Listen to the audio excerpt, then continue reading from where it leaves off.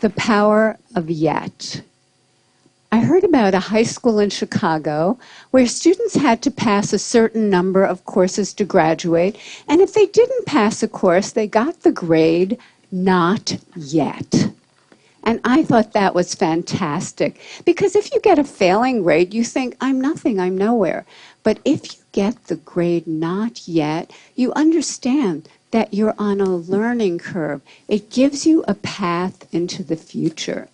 Not yet also gave me insight into a critical event early in my career, a real turning point.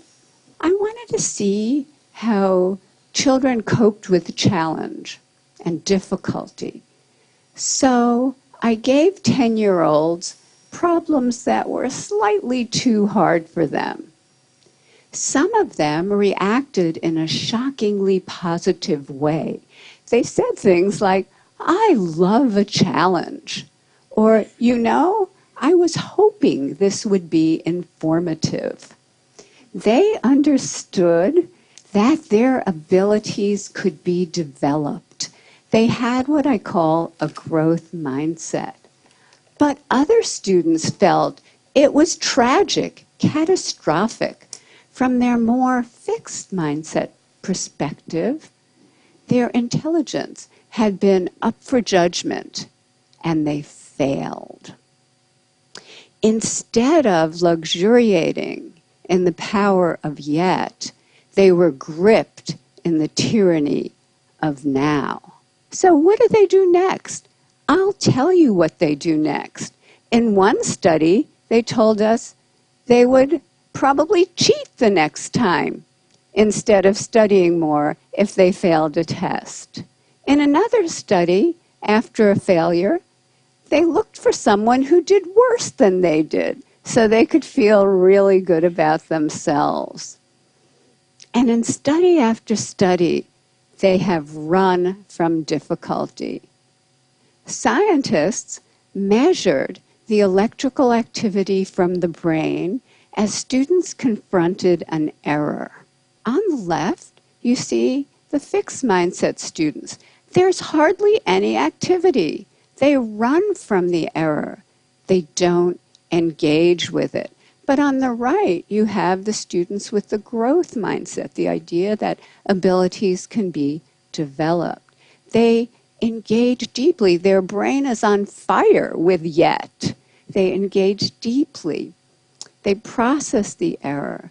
They learn from it, and they correct it. How are we raising our children? Are we raising them for now instead of yet? Are we raising kids who are obsessed with getting A's? Are we raising kids who don't know how to dream big dreams? Their biggest goal is getting the next A or the next test score? And are they carrying this need for constant validation with them into their future lives? Maybe because employers are coming to me and saying, we have already raised a generation of young workers who can't get through the day without an award. So, what can we do? How can we build that bridge to yet? Here are some things we can do. First of all, we can praise wisely, not praising intelligence or talent. That has failed. Don't do that anymore, but praising the process that kids engage in. Their effort, their strategies, their focus, their perseverance, their improvement. This process praise creates kids who are hardy and resilient. There are other ways to reward yet. We recently teamed up with game scientists from the University of Washington to create a new online math game that rewarded yet. In this game, students were rewarded for effort, strategy, and progress. The usual math game rewards you for getting answers right now, but this game rewarded process. And we got more effort, more strategies, more engagement over longer periods of time, and more perseverance when they hit really, really hard problems. Just the words yet or not yet, we're finding, give kids greater confidence, give them a path into the future that creates greater persistence. And we can actually change students' mindsets. In one study, we taught them that every time they push out of their comfort zone to learn something new and difficult, the neurons in their brain can form new, stronger connections, and over time, they can get smarter. Look what happened. In this study, students who were not taught this growth mindset continued to show declining grades over this difficult school transition. But those who were taught this lesson showed a sharp rebound in their grades.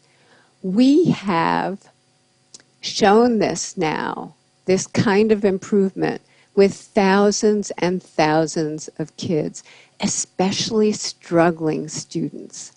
So let's talk about equality. In our country, there are groups of students who chronically underperform. For example, children in inner cities or children on Native American reservations. And they've done so poorly for so long that many people think it's inevitable. But when educators create growth mindset classrooms steeped in yet, equality happens. And here are just a few examples. In 1 year, a kindergarten class in Harlem, New York, scored in the 95th percentile on the National Achievement Test. Many of those kids could not hold a pencil when they arrived at school. In 1 year, fourth grade students in the South Bronx, way behind, became the #1 fourth grade class in the state of New York on the state math test. In a year to a year and a half, Native American students in a school on a reservation went from the bottom of their district to the top. And that district included affluent sections of Seattle. So the Native kids outdid the Microsoft kids. This happened because the meaning of effort and difficulty were transformed. Before, effort and difficulty made them feel dumb, made them feel like giving up. But now, effort and difficulty, that's when their neurons are making new connections, stronger connections. That's when they're getting smarter. I received a letter recently from a 13-year-old boy.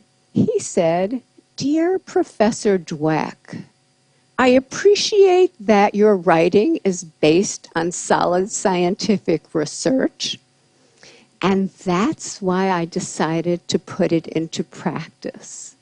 I put more effort into my schoolwork, into my relationship with my family, and into my relationship with kids at school. And I experienced great improvement in all of those areas. I now realize I've wasted most of my life."